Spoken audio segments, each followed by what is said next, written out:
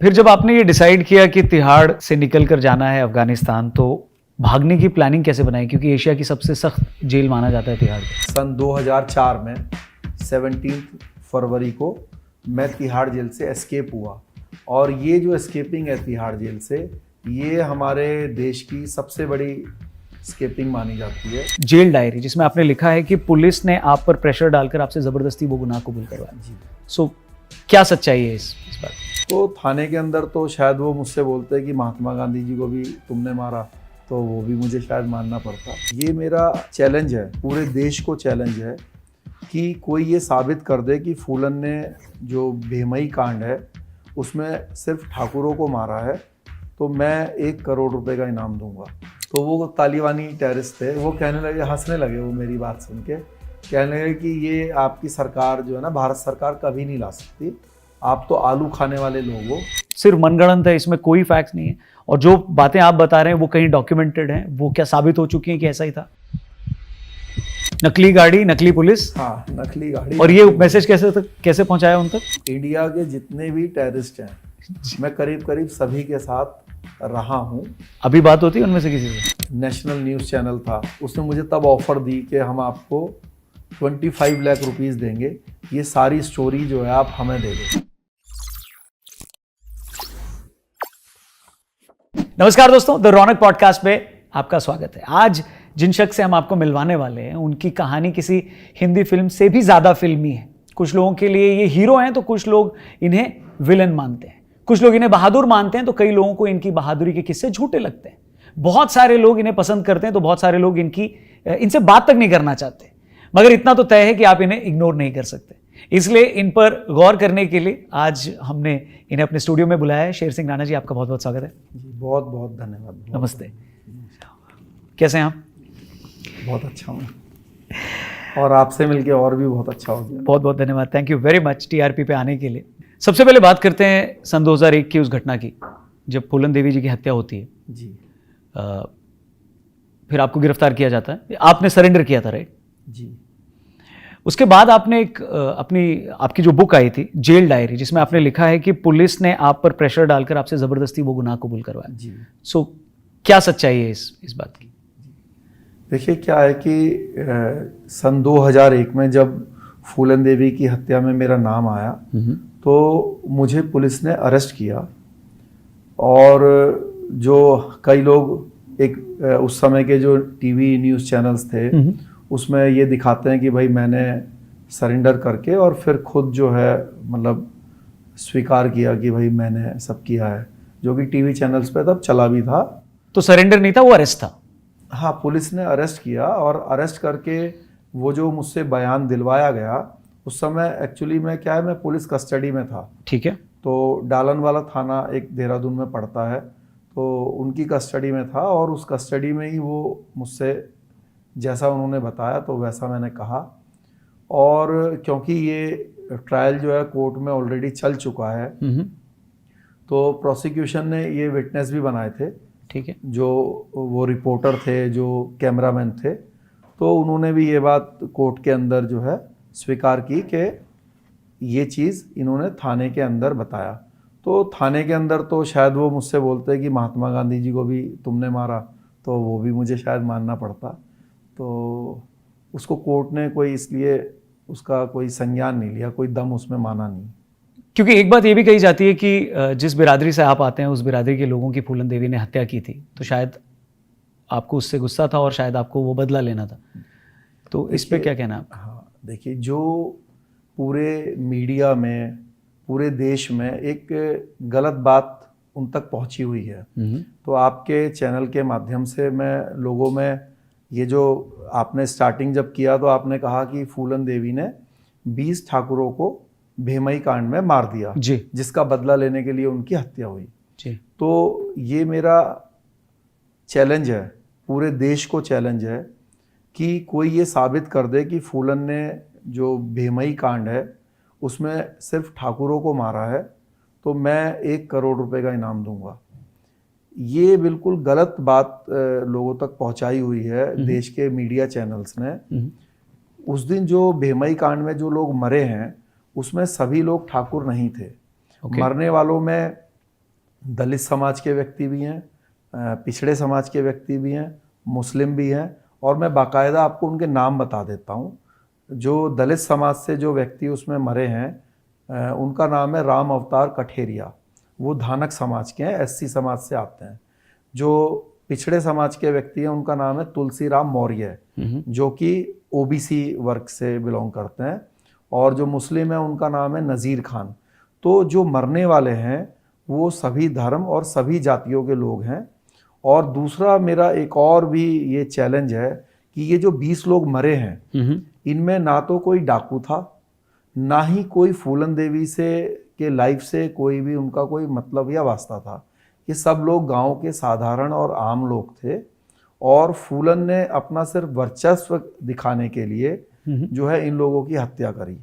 इसमें ये 20 लोगों के मरने के अलावा एक छोटी बच्ची भी थी जिसका नाम सीता था। तो जब इन लोगों की हत्या हो रही थी तो इनमें से किसी एक की वाइफ जो है उसकी गोद में ये बिटिया थी अपनी, तब वो 1.5 साल की थी। तो जब वो बचाने के लिए गई अपने पति को, तो फूलन ने जो है उसकी गोद से उस सीता नाम की लड़की को गोद से लेके नीचे पटक दिया, जिसके कारण वो अपाहिज हो गई थी जी। और बाद में जो है फिर उसकी मृत्यु भी हो गई।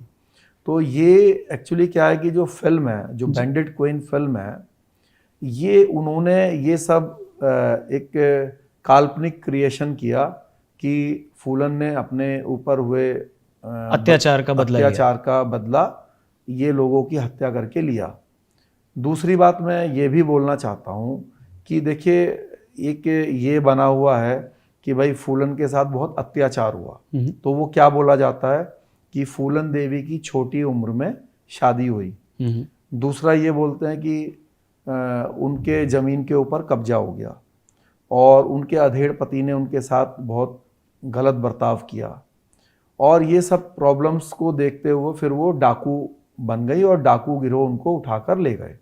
तो ये, और फिर डाकू गिरोह में जब वो शामिल हो गई तो तब उनके साथ बलात्कार हुआ। तो ये सब बातें उनके लाइफ से जुड़ी हुई हैं। ठीक है। तो मेरा ये क्वेश्चन है कि उनकी छोटी उम्र में शादी हुई, तो वो शादी किसने की? वो उनके माता पिता ने की। दूसरी बात ये है कि जिस समय ये 50 साल पहले की जो बात है, उस समय ये बड़ी आम बात थी, ये उस एरिया का बड़ा आम कल्चर था, पूरे इंडिया का ही कल्चर था। अगर आप भी अपनी जो ग्रैंड मदर है उनसे पूछेंगे छोटी उम्र में शादी हो जाती थी, कि भाई आपकी शादी कब हुई थी, वो भी बताएंगे 16 साल में हो गई थी, 15 साल में हो गई थी।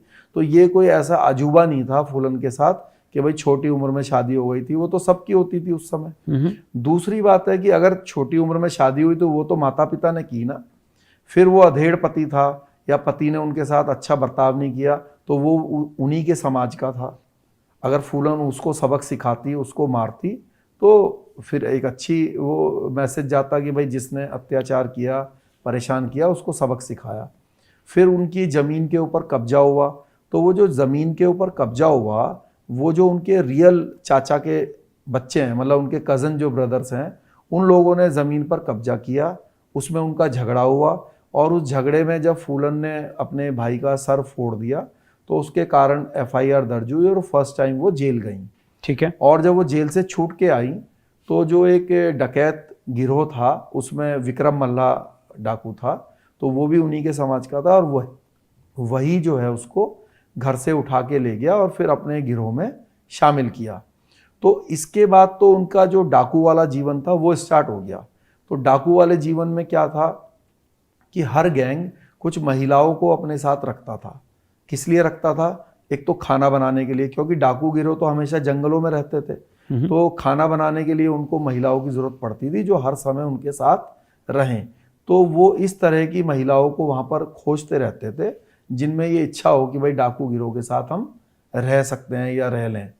तो फूलन को उनके साथ जब रही तो अच्छा, फिर जहाँ पे रहते थे तो नेचुरल बात है कि जो गिरोह का सरदार है या किसी से फिजिकल रिलेशंस भी बनते थे, और सरदार कभी कभी जो है वो ज़बरदस्ती भी करते थे। तो उनके साथ हो सकता है कि ऐसा ज़बरदस्ती किया गया जिसके रिजल्ट में उसका जो गैंग लीडर है विक्रम मल्ला ने उसकी हत्या करी। अब जब हत्या हो गई गैंग लीडर की, तो जो रियल गैंग लीडर्स थे उस गैंग के, वो श्री राम और लाला राम नाम के दो ठाकुर भाई थे, जिनसे की फूलन की फिर लड़ाई हो गई। लड़ाई किस बात पे हुई कि जब विक्रम, ये दोनों सेकंड इन कमांड थे, मतलब उस लीडर के बाद इनका नंबर था? नहीं, एक्चुअली क्या है कि जो बाबू गुजर था जिसकी विक्रम मल्लाह ने हत्या करी, तो बाबू गुजर उस समय गैंग को लीड कर रहा था। ठीक है। क्योंकि ये श्री राम लाला राम शायद पुलिस कस्टडी में थे। ठीक है। तो जब ये छूट के आए तो इन्होंने कहा कि भाई एक महिला के लिए तुमने अपने लीडर को मार दिया, तो फिर इसका मैसेज पूरे डाकू बिरादरी में गलत जाएगा। तो इन्होंने विक्रम मल्लाह को मार दिया। तो जब मार दिया, विक्रम मल्लाह से शायद शादी कर ली थी फूलन देवी ने। ओके। तो फिर उसको ऐसा लगा कि भाई इन्होंने इसको मार दिया तो अब हमें मतलब दो राइवल गैंग्स हो गए। ठीक है। और जब विक्रम मल्लाह को मारा तो श्री राम लाला राम ने उनके साथ हो सकता है कि कुछ बदतमीजियां की फूलन देवी के साथ। ठीक है।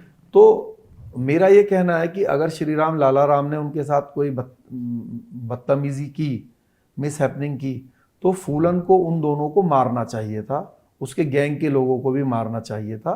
और अगर वो ऐसा करती तो फूलन जो है वो मेरी भी आइडल होती, क्योंकि अगर किसी महिला के साथ किसी व्यक्ति ने गलत किया है तो बड़ी नेचुरल बात है कि उसको सजा मिलनी चाहिए। बट फूलन ने क्या किया कि विक्रम श्री राम और जो लाला राम है उनको अपने पूरे जीवन में कभी कोई नुकसान नहीं कर पाई। आप गूगल पर सर्च कर सकते हैं श्री राम और लाला राम की मृत्यु कैसे हुई, तो आपको सब दिख जाएगा कि वो उनको पुलिस ने एनकाउंटर में मारा। और बल्कि तब मारा जब फूलन देवी सांसद बन गई थी।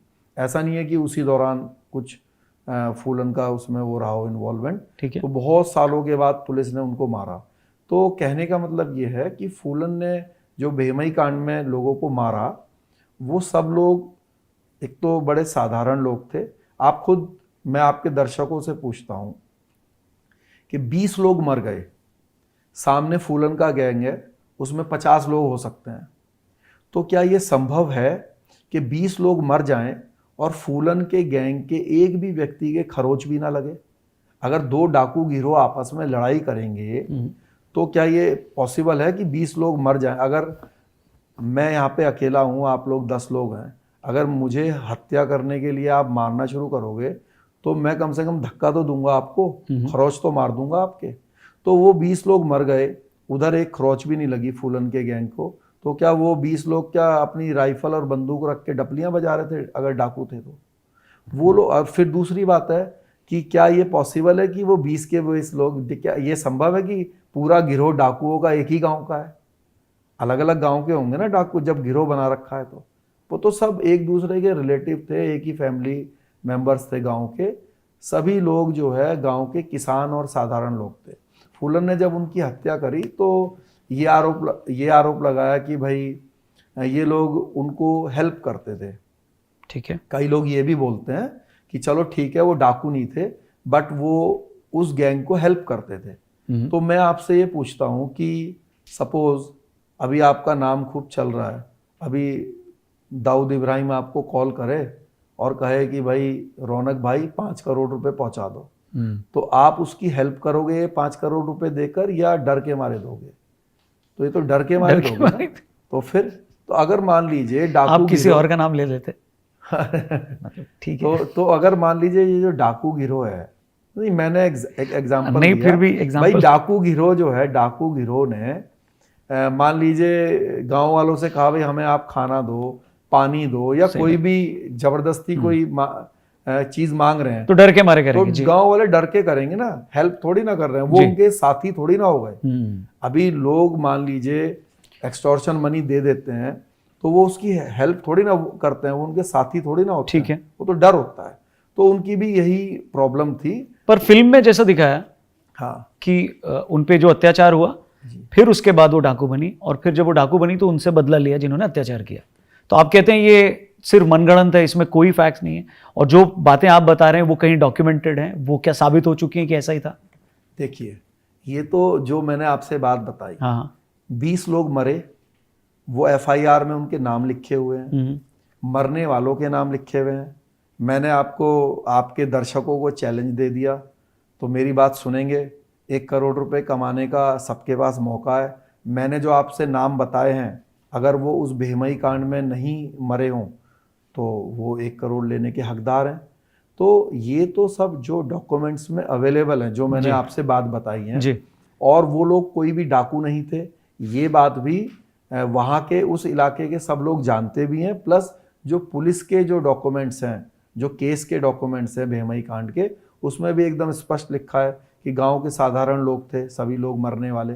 जो फिल्म के अंदर दिखाया है, देखिए फिल्म के जब बनती है, जब किसी के ऊपर बायोपिक बनती है, तो क्या होता है कि बायोपिक तभी चलेगी जब उसकी जो इमेज है वो आप पॉजिटिव दिखाएंगे। जी, ठीक है। और अगर कुछ मान लीजिए लाइफ में नेगेटिविटी जुड़ी हुई है तो उसको भी वो घुमा फिरा के कुछ ऐसा करने की कोशिश करते हैं कि वो पॉजिटिव हो जाए, है ना। तो उसको अगर फूलन को फिल्म में ये दिखाया जाता कि भाई वो श्री राम लाला राम को ढूंढने के लिए गई उस गांव में और बेगुनाह लोगों को मार दिया, तो फिर शायद वो जो इमेज उनकी बनी वो ना बन के नेगेटिव बनती। तो अब फिल्म बना रहे हैं, उनको उससे पैसा कमाना है, तो वो तो तभी होगा ना जब वो पॉजिटिव इमेज आप शो करोगे। तो उस इलाके में कैसी अभी कैसी इमेज है फूलन देवी की, या ओवरऑल कैसी है? देखिए जो क्योंकि बाहरी लोग तो फिल्म से इन्फ्लुएंस हो सकते हैं, हाँ, देखिए पर जो लोकल लोग हैं, हाँ, जो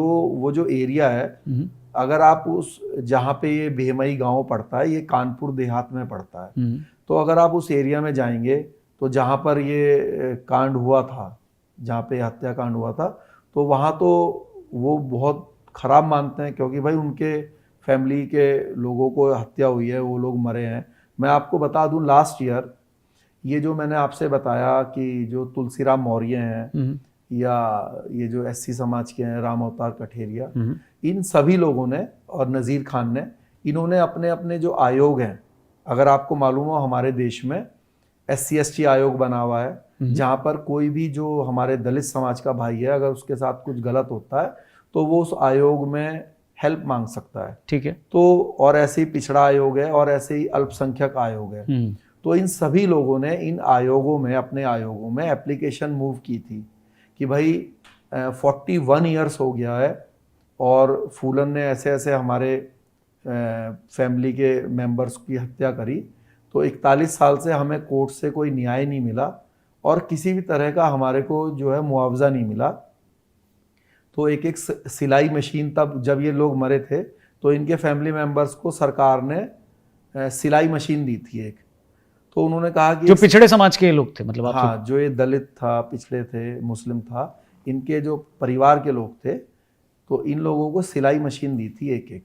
फूलन जब ये कांड हो गया था तो उन्होंने अपने एप्लीकेशन में लिखा कि भाई जो डाकू थे, जो फूलन थी, जब उसने सरेंडर किया तो उसको सरकार ने ज़मीन दी, उनको नौकरी दी सरकारी, उनके परिवार के व्यक्ति को, और जो बेचारे विक्टिम्स हैं, जो हम लोग हैं, उनको सिलाई मशीन, उनको से एक सिलाई मशीन दी। तो हमें भी कुछ मुआवजा मिलना चाहिए, प्लस सरकारी नौकरी मिलनी चाहिए, क्योंकि हमारा व्यक्ति मरने के कारण, जाने के कारण हम लोग आर्थिक रूप से बहुत परेशान हैं। जी।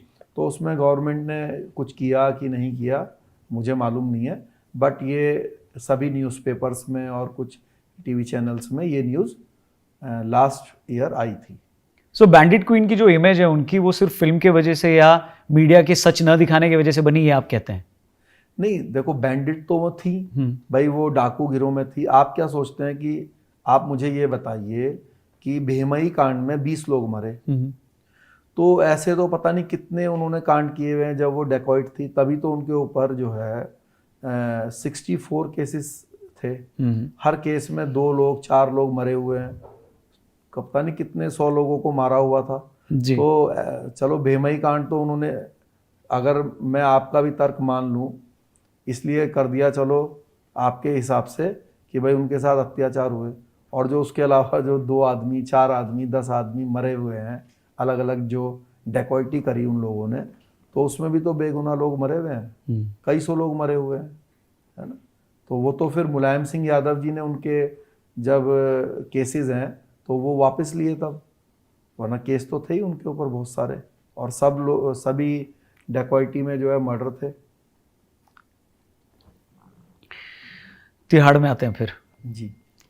तो क्या ये सच है कि तिहाड़ जेल में, तिहाड़ में मत जाइए। तिहाड़ में मत जाइए।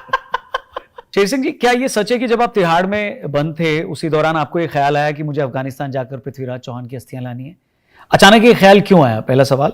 और क्या ये भी सच है कि आपने तिहाड़ जेल में बंद कुछ अफगानी आतंकियों से इसके बारे में बात की तो उन्होंने ये चैलेंज किया कि आप ऐसा कर ही नहीं सकते, तो फिर आपको लगा कि नहीं अब तो करके दिखाना है? सच्चाई क्या है? क्या है कि उस समय, पहले थोड़ा इसके पीछे चले जाते हैं। ठीक है। क्या हुआ कि 1999 में कंधार हाईजैक हुआ, IC-814। हाँ। तो जब वो जो हमारा जो प्लेन था, जब हाईजैक करके कंधार ले जाया गया, तो उस समय के जो फॉरेन मिनिस्टर थे जसवंत सिंह जी, उसको लेकर जब वो वापस आए इंडिया, तो फिर तब उन्होंने बताया कि भाई जो हमारे आखिरी हिंदू सम्राट हैं पृथ्वीराज चौहान जी, उनकी जो समाधि है वो अफगानिस्तान में है और जूते चप्पल उनके ऊपर रख के बड़ा बेइज्जत किया जाता है और ये हमारे पूरे देश की बेइज्जती है, क्योंकि वो जो पृथ्वीराज चौहान जी हैं वो हम सभी के आइडल हैं जी। तो जब ये उनका बयान आ गया तो उसके बाद क्या हुआ कि एक डिमॉन्स्ट्रेशंस जो है वो जो सामाजिक संगठन थे जी। वो लोग करने लगे। तो आए दिन अखबार में, टीवी में न्यूज़ आती थी कि भाई ये डिमांड कर रहे हैं कि भाई वहाँ से समाधि को वापस लाया जाए जी। उनकी मिट्टी वापस लाई जाए जी। तो उस दौरान जब मैं सन 2001 में जेल चला गया तो ऐसे ही एक दिन न्यूज़पेपर आया, तो मैंने पढ़ रहा था न्यूज़पेपर। पेपर मिलता है तिहाड़ में? हाँ, पेपर मिलता है। तो क्या होता है वहाँ पे, क्योंकि मैं हाई रिस्क वार्ड में था, तो हाई रिस्क वार्ड में क्या होता है कि अधिकतर टेररिस्ट हैं या तो किसी का मान लीजिए काफ़ी हाई प्रोफाइल केस है वो है। तो हम लोग जो है एक साथ ही बैठकर वहाँ पे न्यूज़पेपर पढ़ते थे। जैसे वहाँ पे उर्दू का, पंजाबी का, इंग्लिश का, हिंदी का, ये सारे न्यूज़पेपर आते हैं। ठीक है। तो जो उर्दू का पढ़ना चाहता है उर्दू का पढ़ता है, सरदार जी हैं तो पंजाबी का पढ़ते हैं, तो कोई इंग्लिश का, हिंदी का। तो मैंने पढ़ा अखबार में, तो मैंने कहा यार ये आरएसएस ने तब वो डिमॉन्स्ट्रेशन किया था कहीं पर दिल्ली में कि भाई समाधि को वापस लाना है। तो अटल बिहारी वाजपेयी जो है उस समय प्रधानमंत्री थे देश के जी।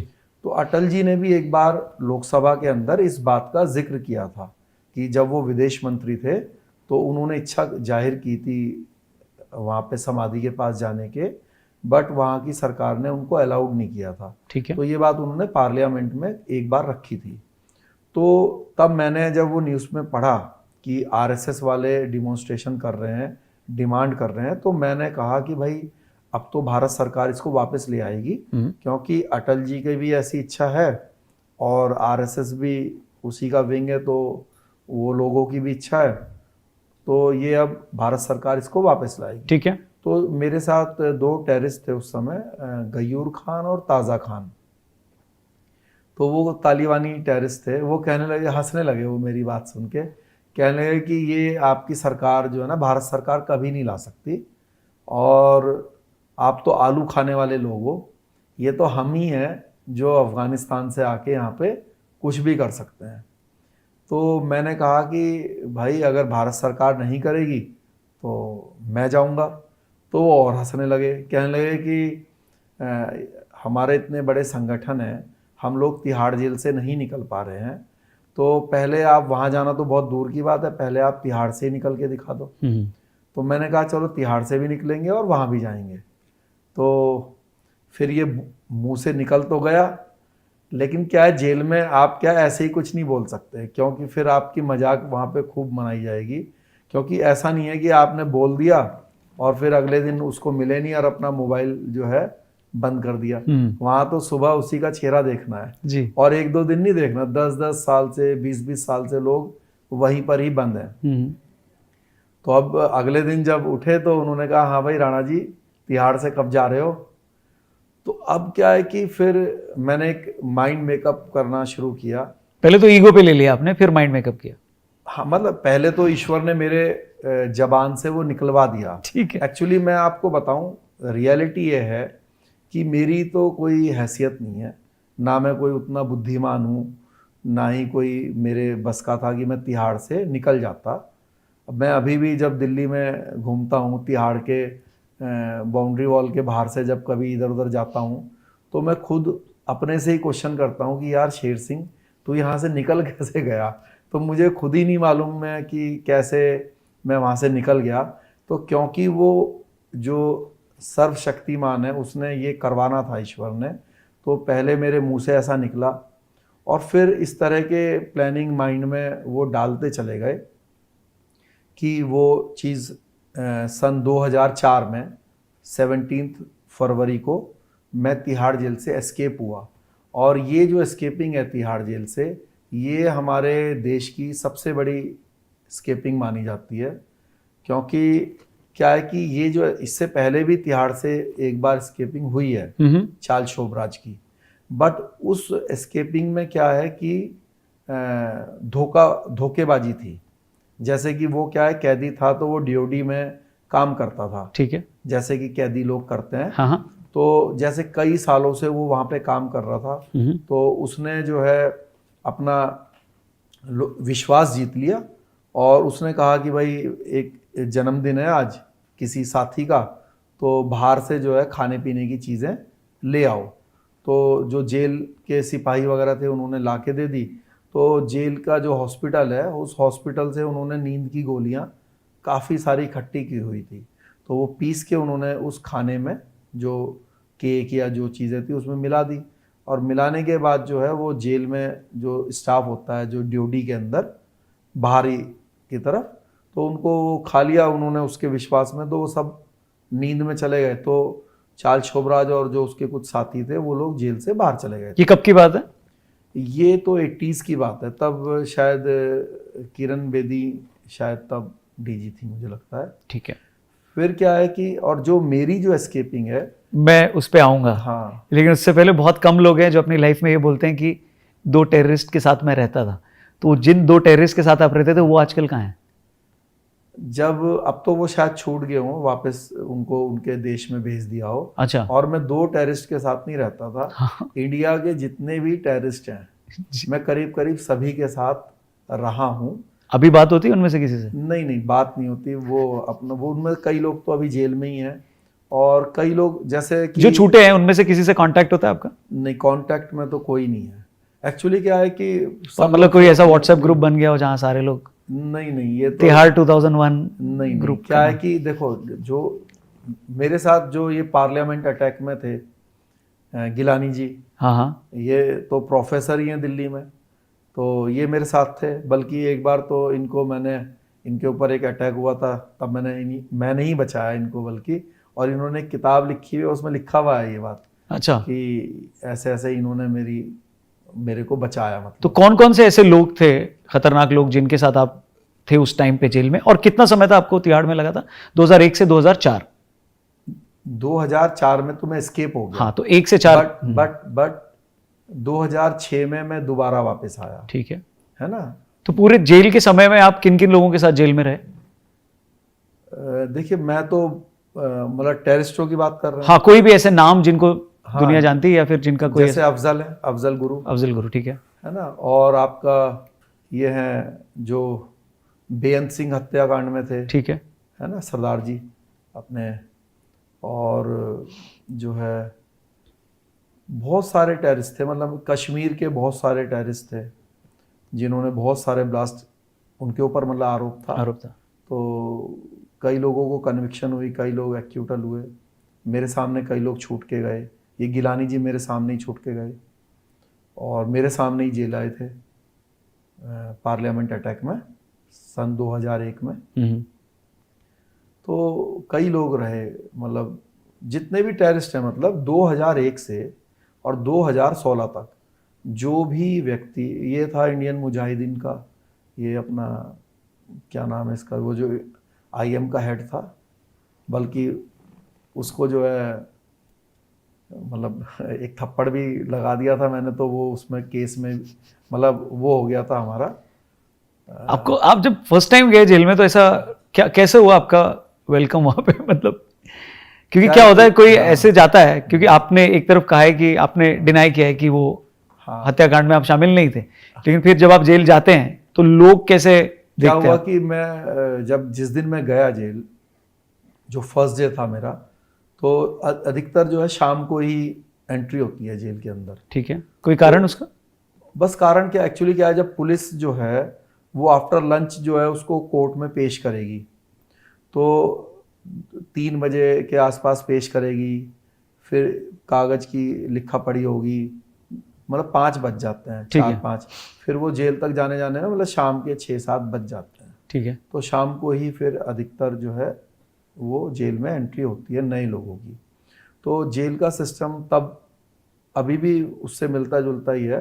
तो ये था कि जो आपकी नाम राशि है, मतलब जिस अल्फ़ाबेट से आपका नाम स्टार्ट होता है उसके अकॉर्डिंगली आपकी जेल तय होती थी। ओके। हाँ, जो तिहाड़ जेल है, तिहाड़ जेल क्या है कि वो कोई सिंगल जेल नहीं है, उसका नाम तिहाड़ है, बट उसके अंदर 8 जेलें हैं। ठीक है। Central jail number 1, jail number 2, jail number 3, number wise jail है।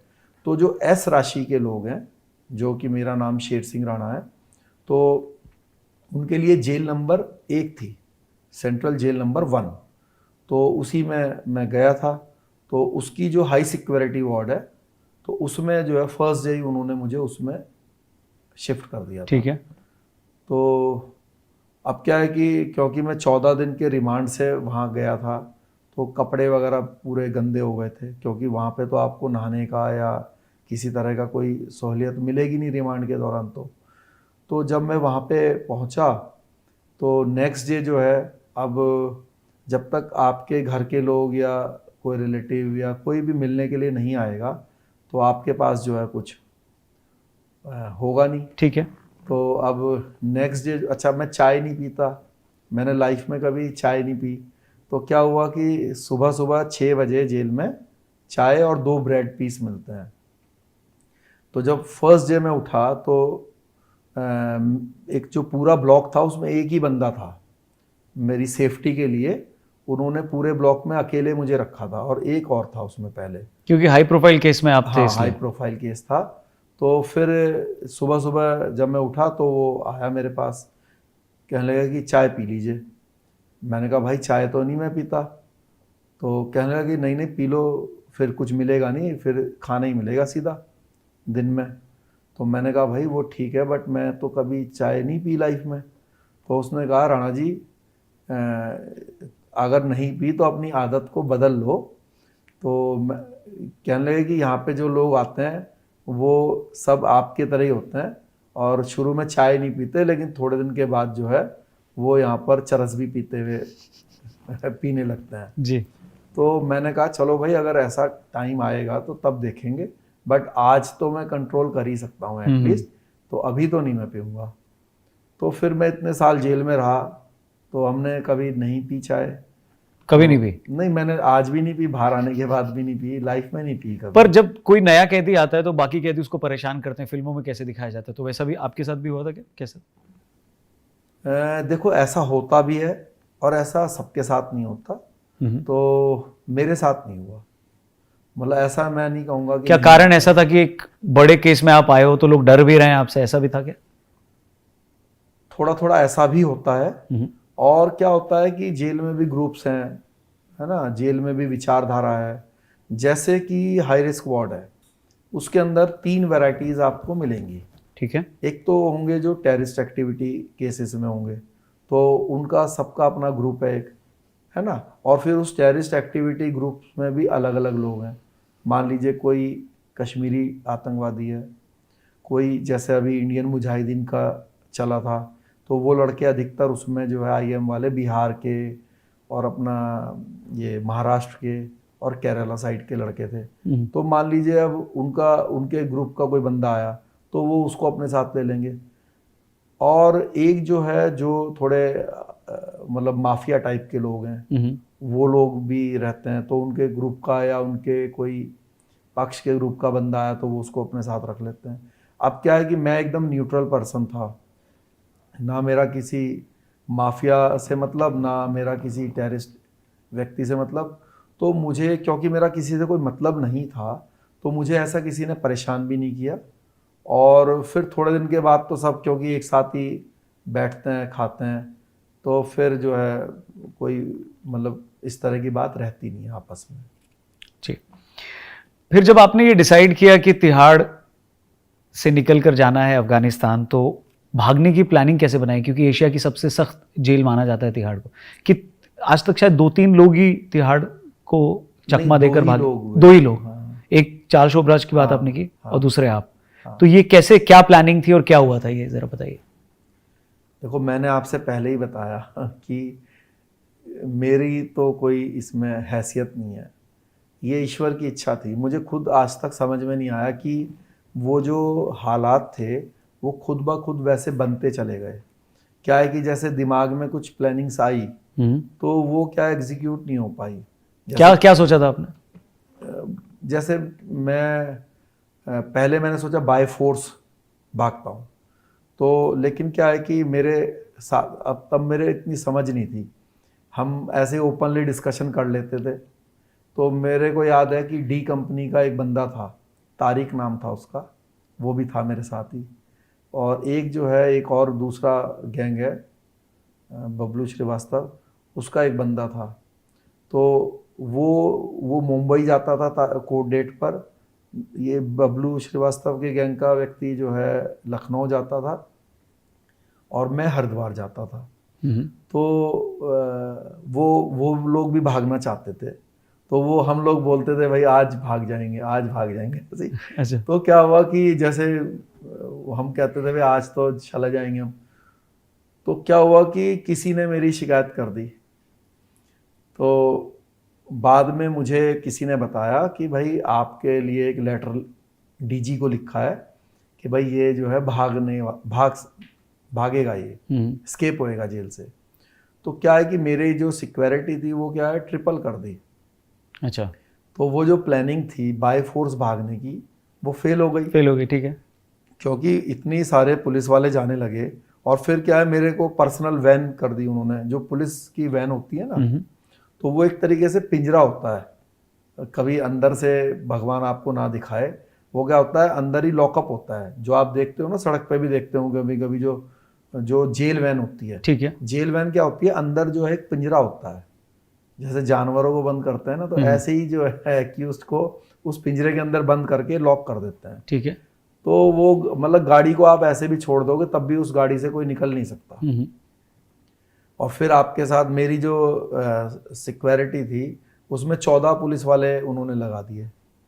तो फिर बाय फोर्स तो वो चीज़ संभव थी नहीं। फिर दूसरी प्लानिंग करी, है ना, वो भी फेल हो गई। फिर बस ये जो जिस प्लानिंग जो सक्सेस हुई, जिससे मैं निकल गया, तो ईश्वर ने उसमें सहायता कर दी। क्या थी वो प्लानिंग? वो ये थी, जैसे मैंने बताया कि मैं कोर्ट डेट्स पर जाता था हरिद्वार। तो क्या हुआ कि सुबह 6 बजे के बाद, तिहाड़ जेल का नियम है कि सुबह 6 बजे के बाद ही वो किसी एक्यूज को पुलिस को देते हैं कोर्ट में पेश करने के लिए, और शाम के 5 बजे से पहले और सुबह 6 बजे के बाद। शाम को 5-6 बजे के बाद किसी को देते नहीं है, सुबह के 6 बजे तक। ठीक है। तो मुझे सुबह कोर्ट डेट में पेश करने के लिए जो दिल्ली पुलिस है वो लेकर जाती थी। तो हमने क्या किया कि अपने साथियों से उन लोगों को पुलिस की ड्रेस पहनाई और पुलिस वाला बना के, वो लोग जो असली पुलिस वाले थे उनसे पहले जो है वो गाड़ी लेकर जो है आ गए अंदर, बाहर से नकली गाड़ी, नकली पुलिस। हाँ, नकली गाड़ी। और ये मैसेज कैसे पहुंचाया उन तक? इसके लिए तो एक टाइम लगा, मतलब प्लानिंग बनी है। हाँ, ये डेट होगा, हाँ, ये टाइम होगा। हाँ, हाँ। और किस तारीख पर आपको ले जा रहे हैं वो तारीख आपको पता थी, जाहिर सी बात है। 17 फरवरी 2004। हाँ। तो आपके साथी बाहर सेट थे फुल की, हम आएंगे। हाँ।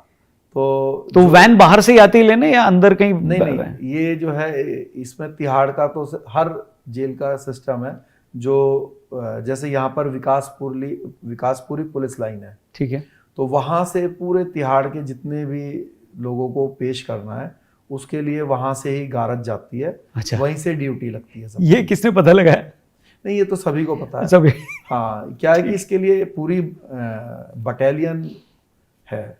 अच्छा। मतलब हाँ, ये तो बहुत बड़ा काम और है। आपके बाद तो अब वो और सख्त हो गए होंगे वो लोग कि ऐसा, क्योंकि ये अपने आप में एक यूनिक चीज करी है आपने, जो कि मैंने इंट्रो में भी कहा कि एकदम ही फिल्मी।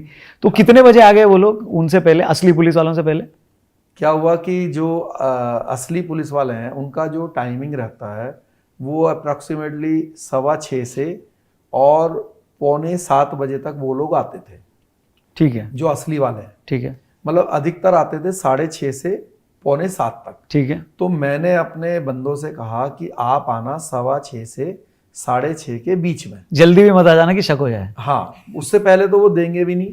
ठीक है, 6 बजे से पहले तो देंगे ही नहीं, हाँ, अकॉर्डिंग टू लॉ। 6 बजे के बाद देंगे तो एकदम से आ जाएंगे तो भी शक हो सकता है। तो मैंने कहा 6:15 बजे आना है और 5 से 10 मिनट लगेंगे जो पेपर वर्क कंप्लीट करने में। तो 6:30 से हमें पहले बाहर चले जाना है, उसके बाद फिर असली वाले कभी भी आ सकते हैं। तो क्या हुआ कि मैं 6 बजे अपने वार्ड से डीओडी में आ गया। तो पहले तो वो डीओडी वाला मुझे अंदर ना ले, उससे बड़ी मैंने बस बताना ठीक नहीं है यहाँ पे, जैसे ऐसे रिक्वेस्ट वगैरह करी, उसने मेरे को अंदर ले लिया।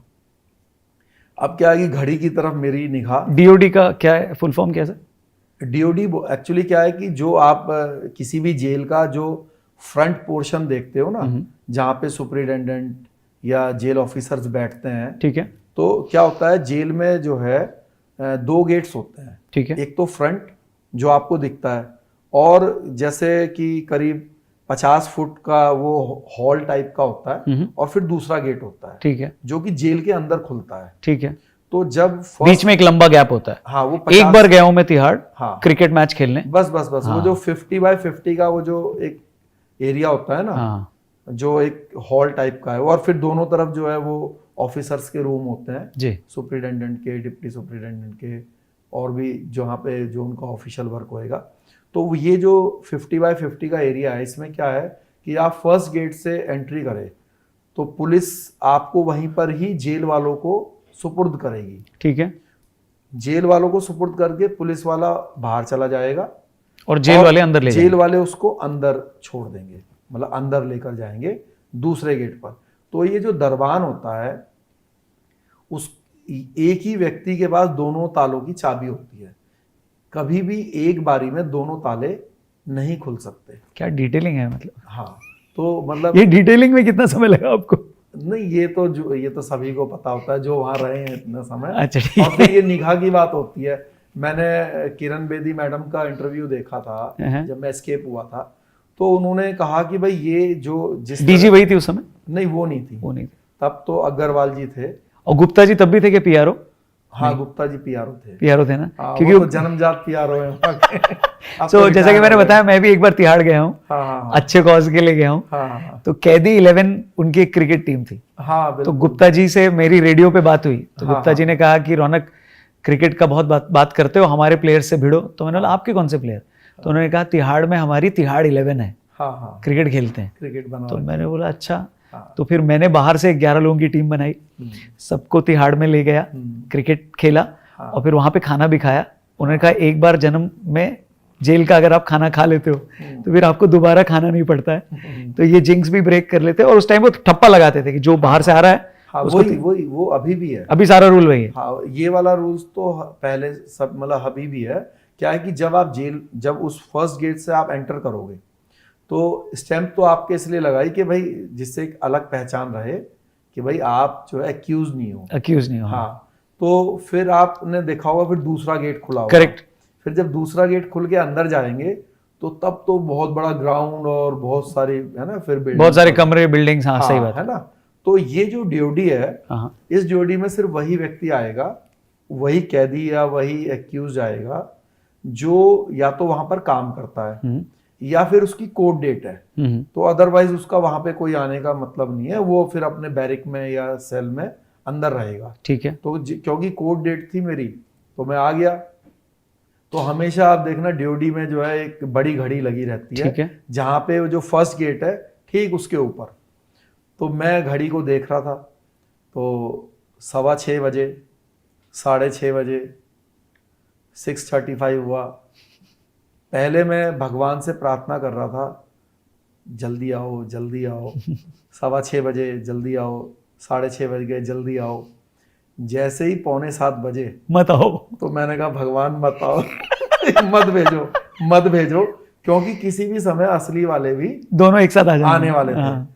और तो फिर मैंने सोचा भाई आज ड्रॉप हो जाए तो अगली बार कर लेंगे, क्योंकि अगर एक बार प्लानिंग फेल हो गई फिर तो संभव नहीं है भविष्य में कभी। लेकिन ईश्वर की इच्छा थी और वो लोग आए 6:40 पे।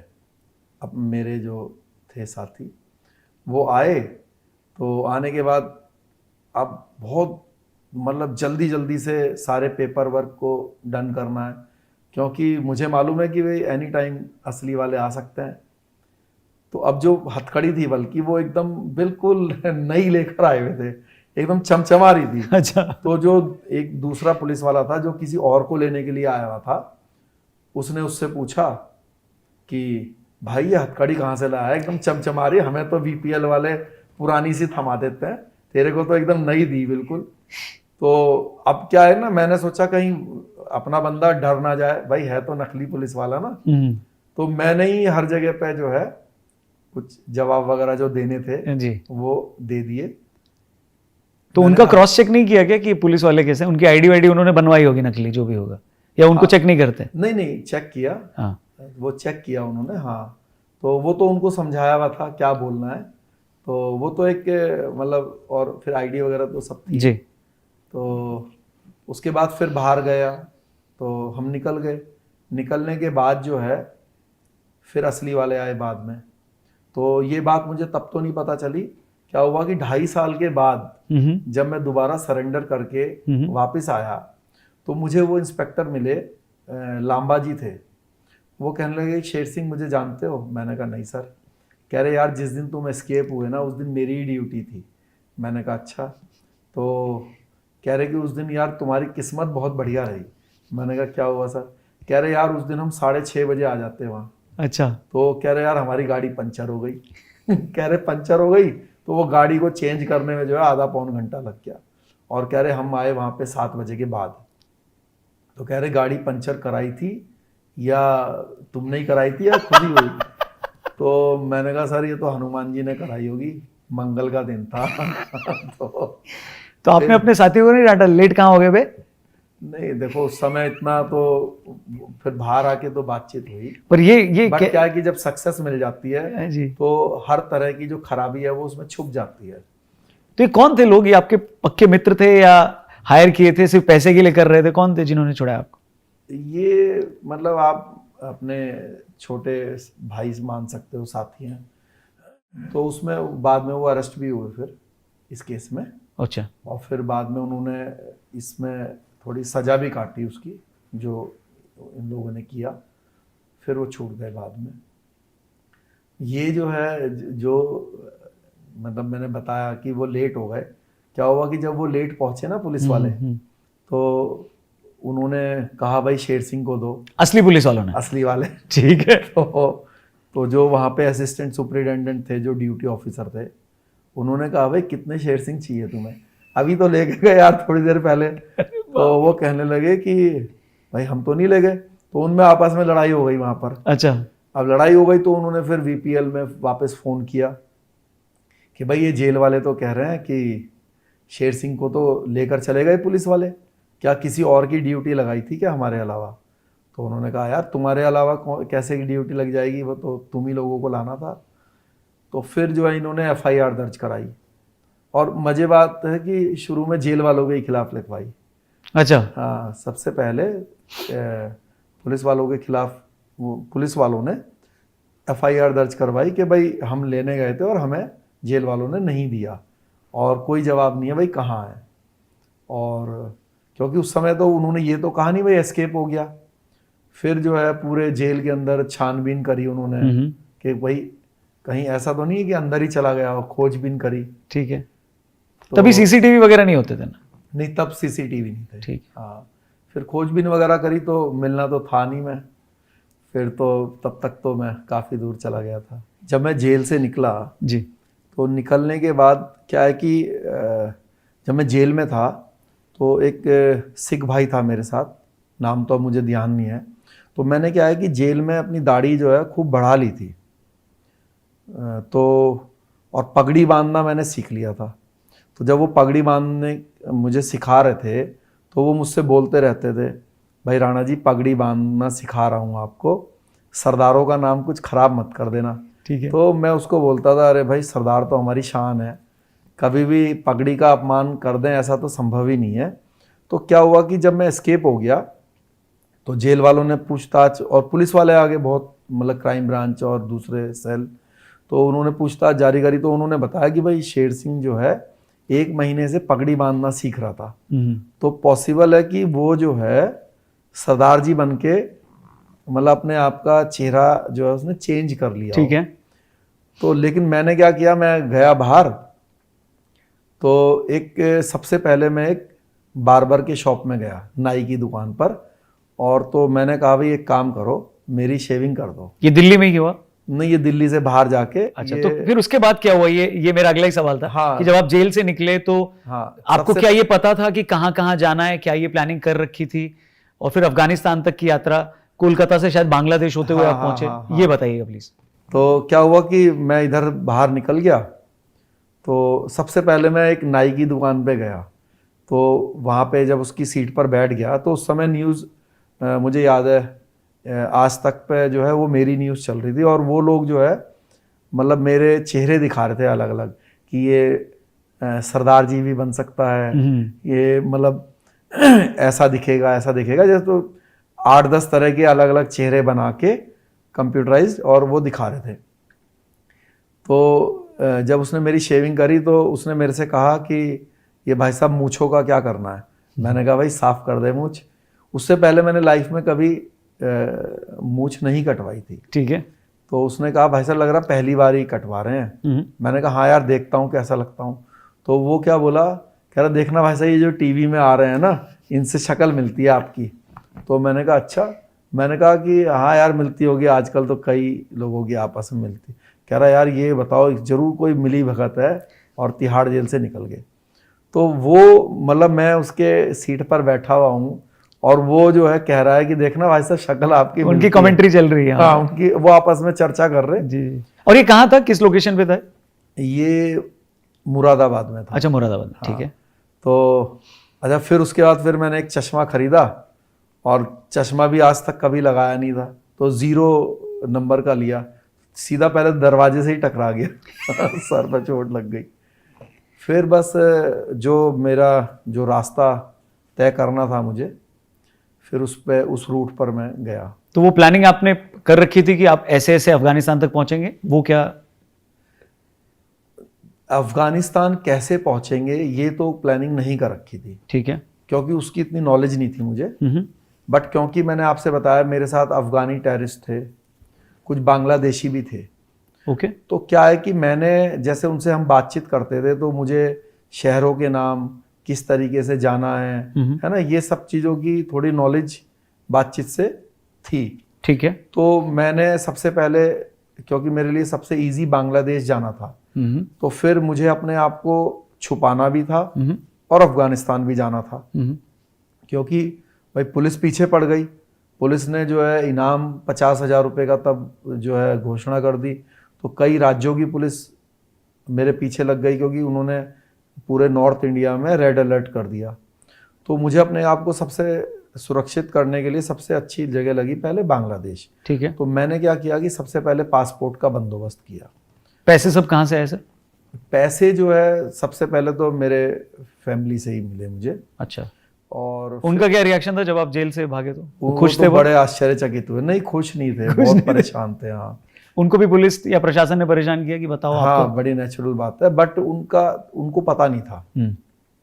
क्या हुआ कि मैं जेल से जब बाहर निकला और मैंने कॉल किया उनको, तो उन्होंने सोचा जेल से ही कर रहा होगा कॉल, या कहीं, क्योंकि कोर्ट डेट थी ना उस दिन। तो बीच में जैसे पुलिस वाले कभी कभी बात करा दिया करते थे, तो वो लोग मिलने के लिए आते थे, खाना वगैरह ले आते थे घर से। तो उन्होंने सोचा कुछ बता रहा होगा, भाई खाना कितने लोगों का लाना है।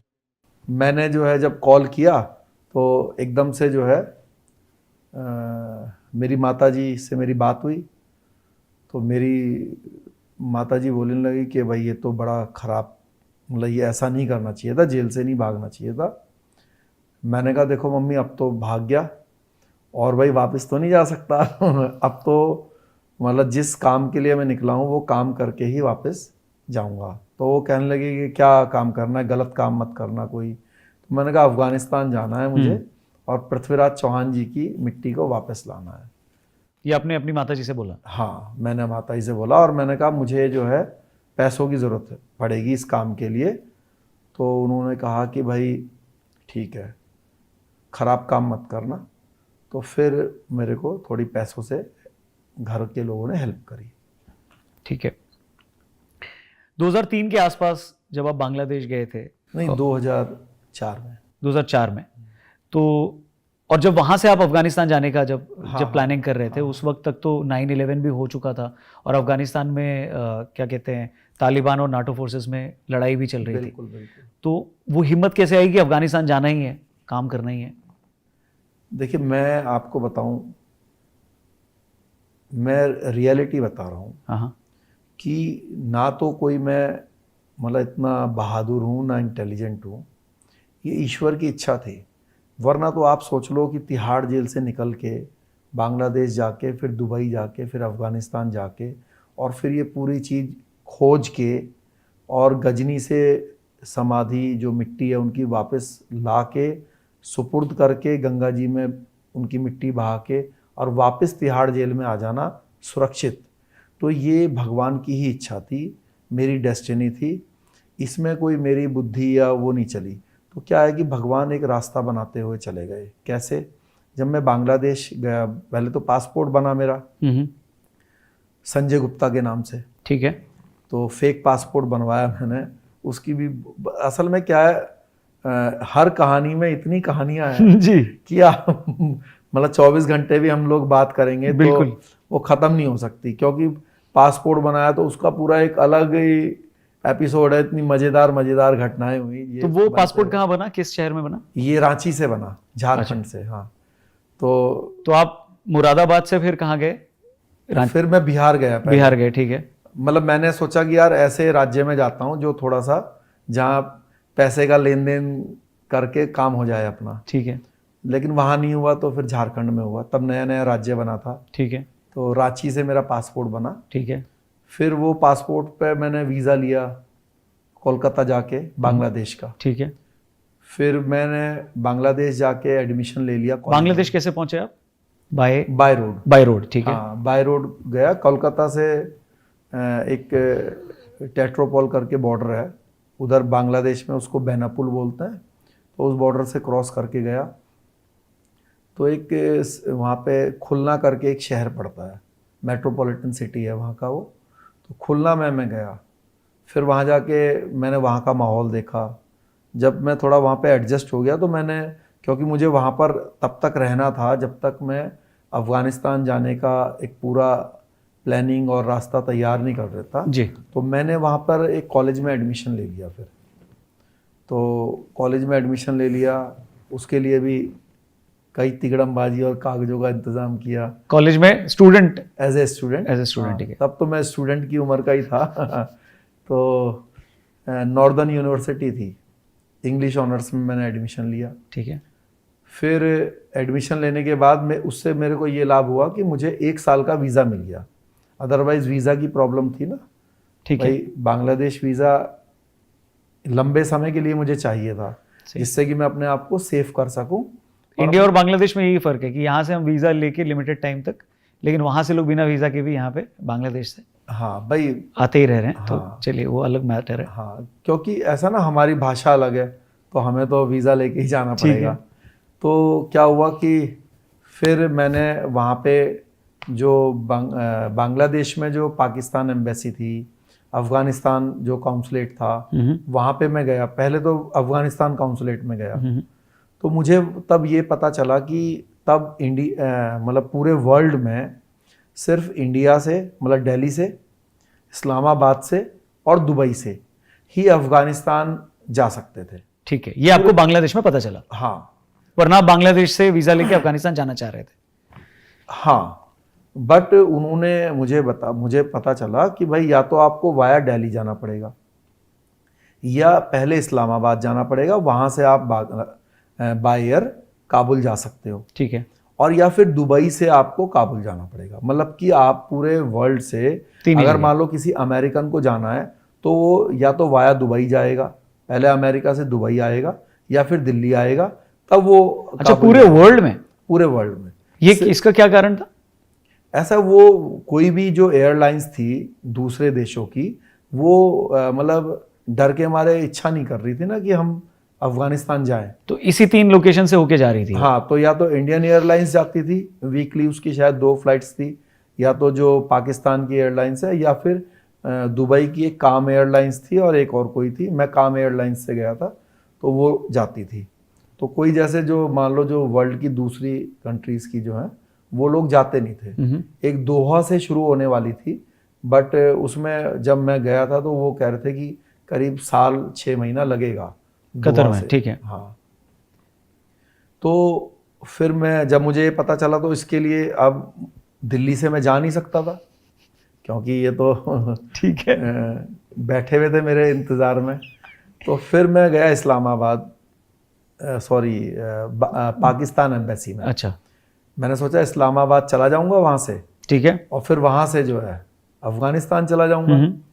तो जब इस्लामाबाद वो जाने के लिए मतलब पाकिस्तान एम्बेसी में गया तो अब उनको बड़ा आश्चर्य हुआ। उनसे मेरा जब इंटरव्यू हुआ मेरा तो उन्होंने वो समझ गए कि भाई हिंदू नाम है संजय गुप्ता, तो ये बंदा जो है दिल्ली से ना जाके इस्लामाबाद से क्यों जाना चाहता है, वो भी अफ़गानिस्तान जैसे देश में।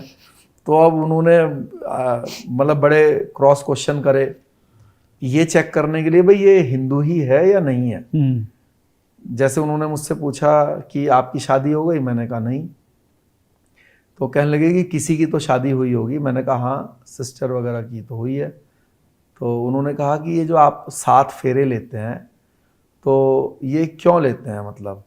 मैंने कहा भाई कसम खाते हैं लड़का और लड़की कि हम 7 जन्मों तक साथ रहेंगे जी। ऐसे कर। तो वो कहने लगा कि अगर अगले जन्म में कोई कुत्ता बन गया तो फिर कैसे साथ रहेंगे।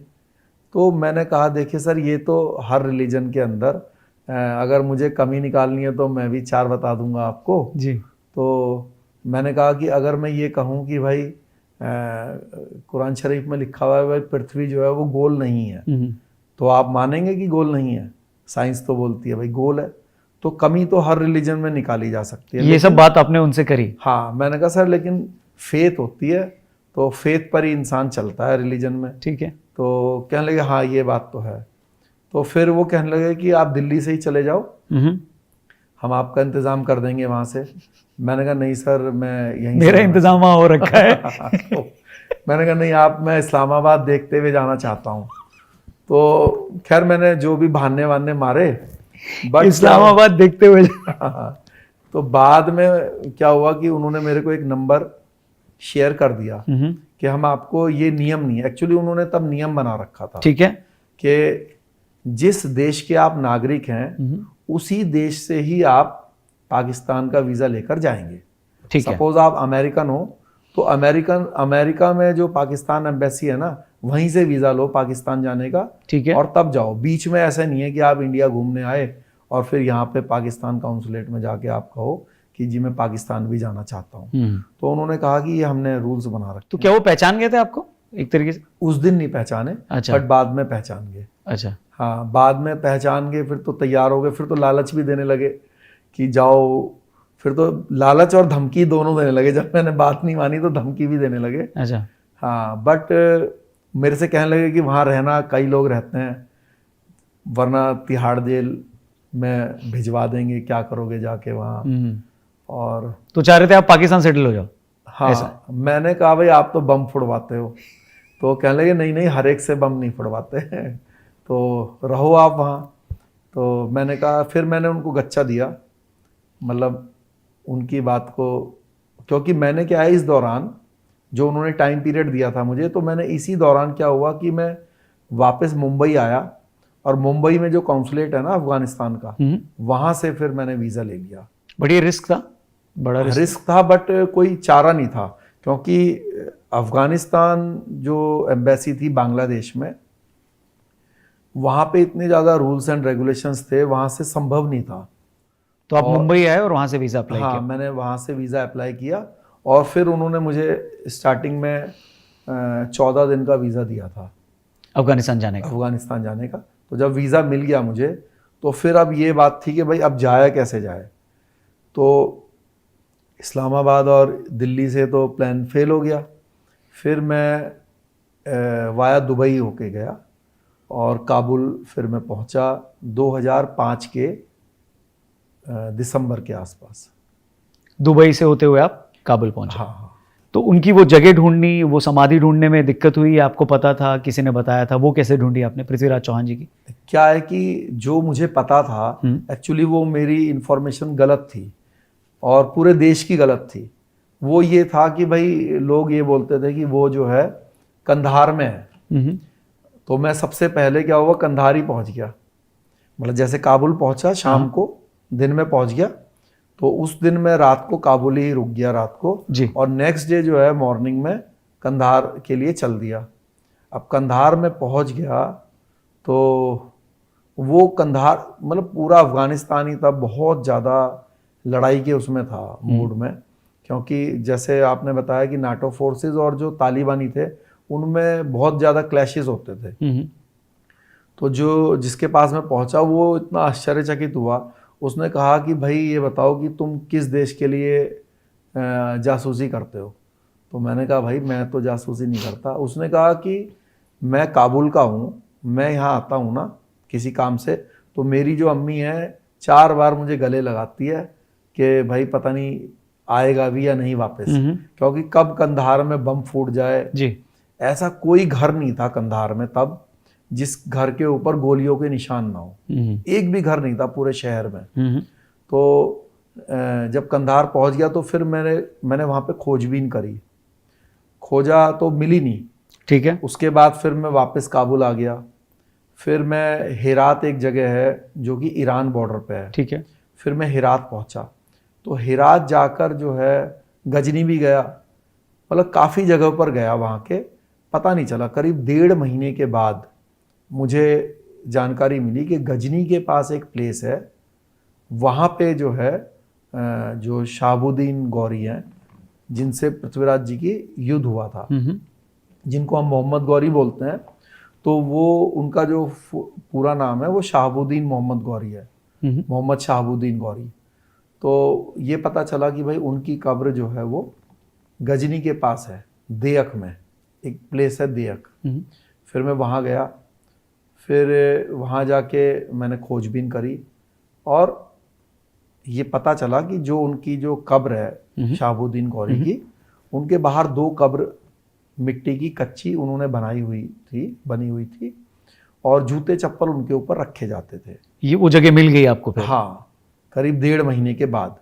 और ये सब आप पूछ के ही कर रहे थे लोगों से, बातचीत ही करके? हाँ, पूछ के ही करना पड़ा। एक्चुअली वहाँ पे एक प्रॉब्लम ये भी थी कि वहाँ पे क्या है कि लोगों को कोई जानकारी नहीं है, क्योंकि पढ़ाई लिखाई का कोई है नहीं वहाँ पे मामला। ठीक है। और लोगों का क्या है कि जैसे आप दिल्ली में रहते हो तो आपको मुंबई का काफ़ी कुछ पता है, क्योंकि आप ट्रैवलिंग करते हो, या जयपुर का पता है।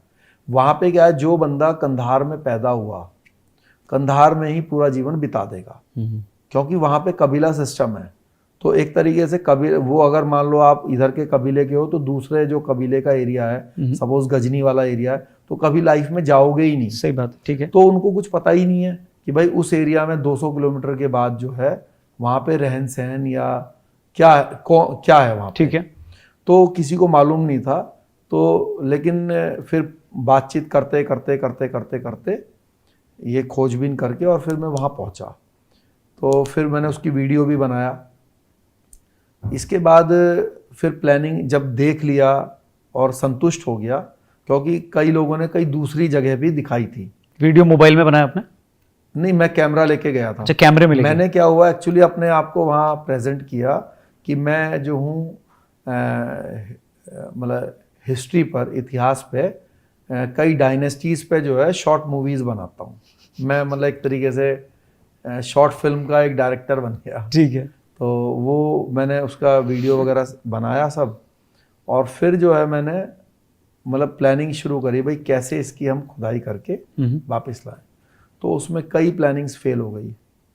फिर लास्ट में जो है प्लानिंग ये पास हुई कि मैं रात को गया वहाँ पे, खुदाई करी रात के 10 बजे से सुबह 2-3 बजे तक, चोरी कह लो आप चाहे इसको, खुदाई करके, और उनकी जो मिट्टी थी, क्योंकि बोन्स वगैरह जो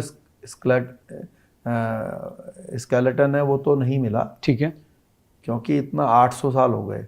1192 या 1206 की घटना है। तो 1206 में ये लोग जो है डेड हुए हैं। पृथ्वीराज जी, उनके कवि थे चंद्र बरदाई जी, उनकी मिट्टी भी मैं वापस लाया। तो और गौरी, तो ये लोग 1206 में इनकी डेथ हुई है। तो सोच लो आप 800 साल हो गए करीब।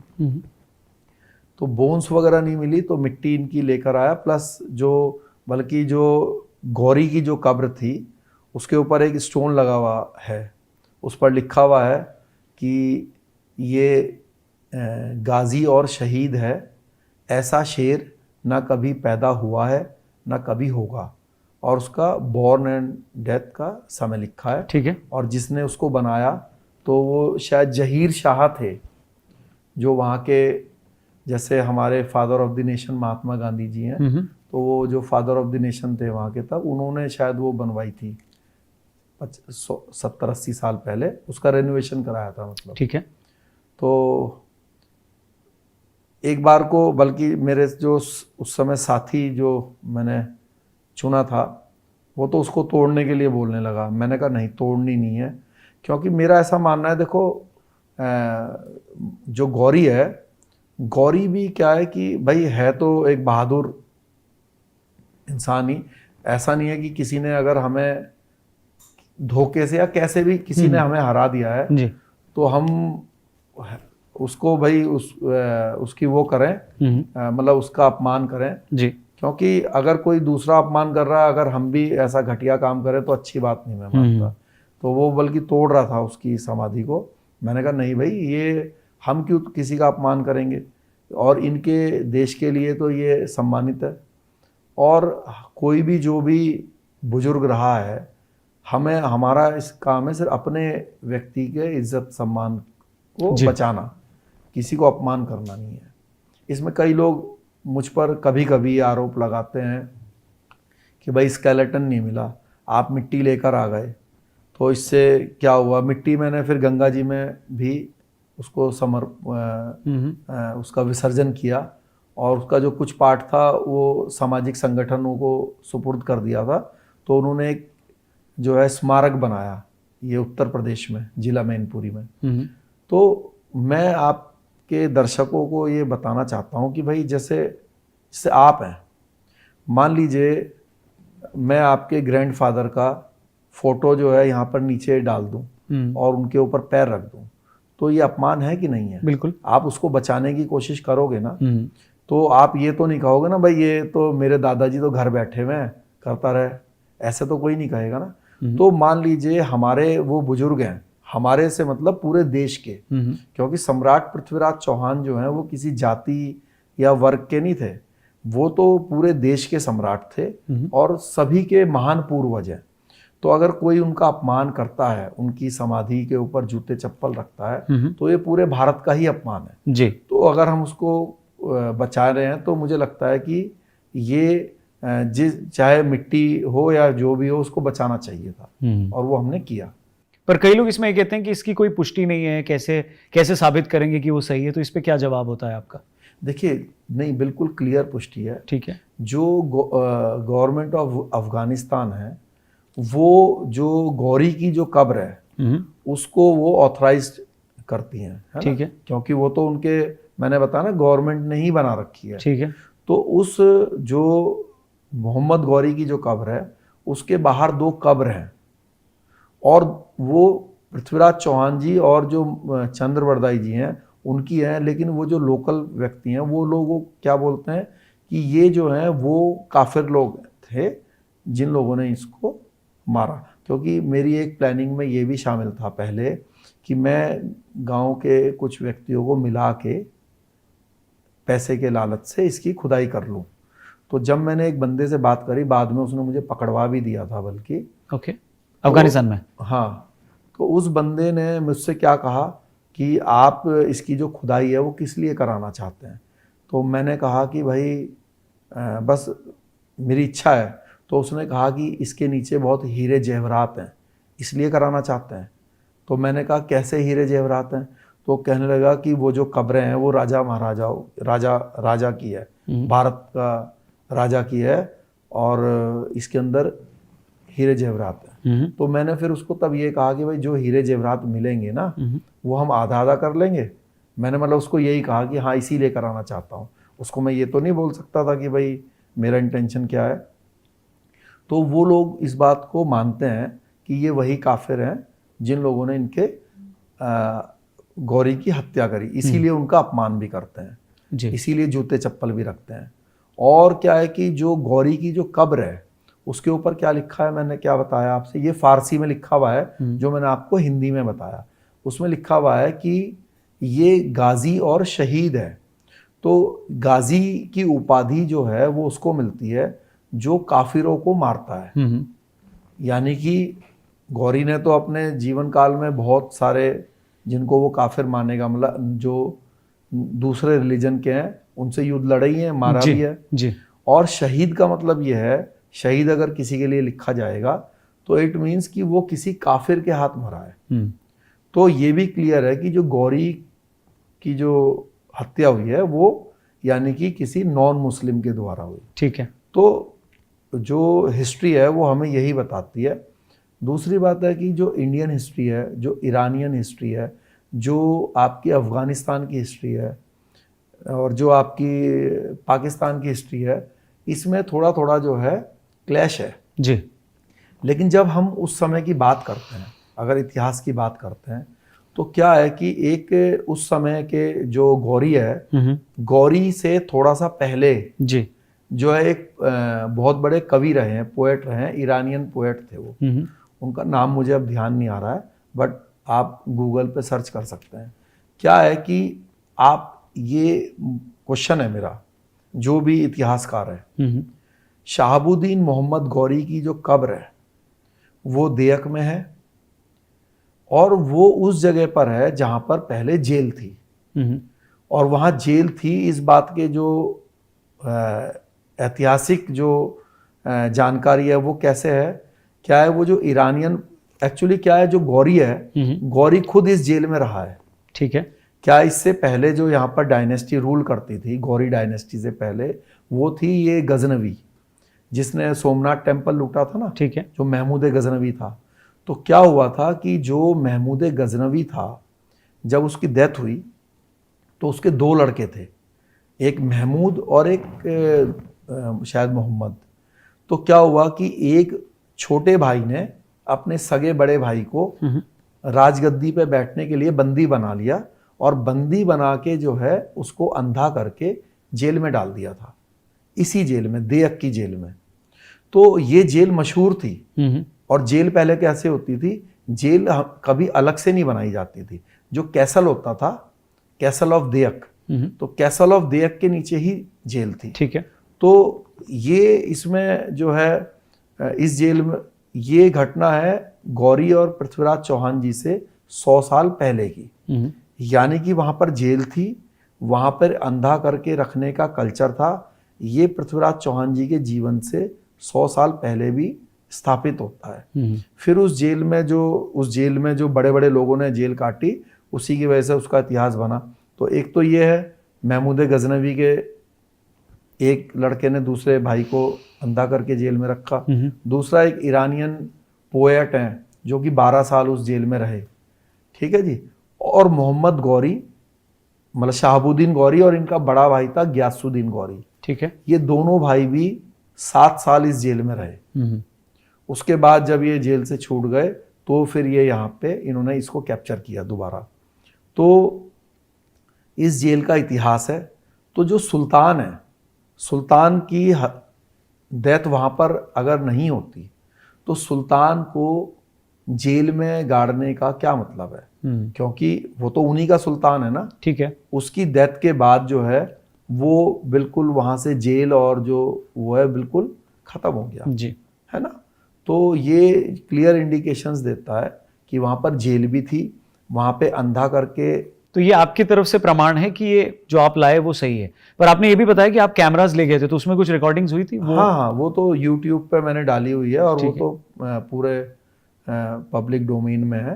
पूरी मैंने रिकॉर्डिंग करी, पहले की भी रिकॉर्डिंग करी और खुदाई करते हुए भी रिकॉर्डिंग करी। तो वापसी में भी चैलेंजेस हुए वो लेकर भारत में बहुत आने? चैलेंजेस हुए, बहुत ज़्यादा चैलेंजेस हुए और बहुत झंझट हुआ। लेकिन मैंने बताया ना कि ईश्वर की ऐसी इच्छा थी, वो खुद देखिए, मुझे आज भी आता है, पहले तो ढूंढने में ही बहुत ज़्यादा संघर्ष करना पड़ा, क्योंकि वहाँ पे देखिए एक तो मुझे भाषा की प्रॉब्लम थी, वहाँ पे फारसी और पश्तो भाषा चलती है।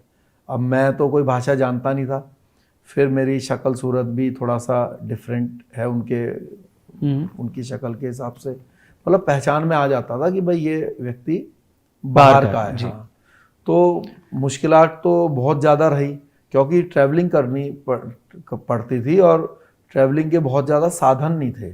अब आज तो कोई भी जा सकता है। और तब तक पैसे घर से ही आ रहे थे? तब जैसे कुछ बार पैसे घर से आए और फिर इस बीच कुछ एक दो लोग हैं जिन्होंने मेरी हेल्प भी करी। ठीक है। तो वापसी का बताइएगा कि कैसे, हाँ, जब आप लेकर भारत पहुंचे तो क्या?